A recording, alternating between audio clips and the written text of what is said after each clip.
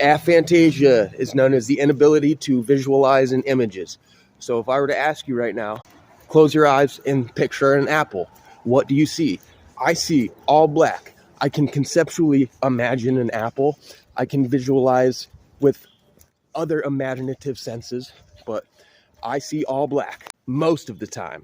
And I don't know if that has to do with the massive head trauma I had about 9 years ago, but I'm saying this because it can be very frustrating when you trying to get into meditation and you hear visualization, visualization, and you kind of associate it like, oh, visualizing is an image. So then you're constantly trying to visualize stuff but don't see anything. It's very frustrating and kind of feel defeated.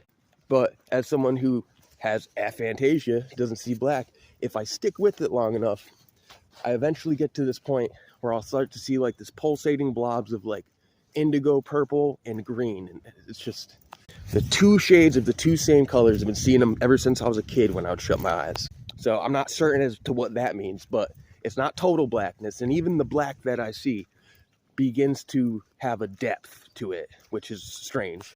But also check this. The other day I was sitting on my futon meditating and I had the TV on and I'd shut my eyes. And all of a sudden, I kind of feel this sensation where I'm not really out of my body, but I'm seeing my living room and I'm seeing what I was just seeing on the TV, even though I'm thinking I'm sitting there with my eyes closed in my zazen position. So it's a really confusing moment. And then so I'm like, wait, are my eyes open? So then I opened my eyes and exactly what I was just seeing was on the TV. So explain that, skeptics. And also, I think people with aphantasia yet have a very vivid, lucid, incredible dream life. I think there's a lot to say for the purpose and meaning of dreams, but also with which set of eyes do you see these dreams? A lot of people don't put too much credence into dream world, but it is very important, and you can practice lucid dreaming. And let me tell you, the first time you have a lucid dream and become any amount conscious in your dream, the excitement will likely wake you up. It's really cool and it can get really deep if you work with it. But I think that's also analogous to waking up and expanding your consciousness in waking life reality. So you can go your whole life thinking life has no meaning and your dream world has no meaning.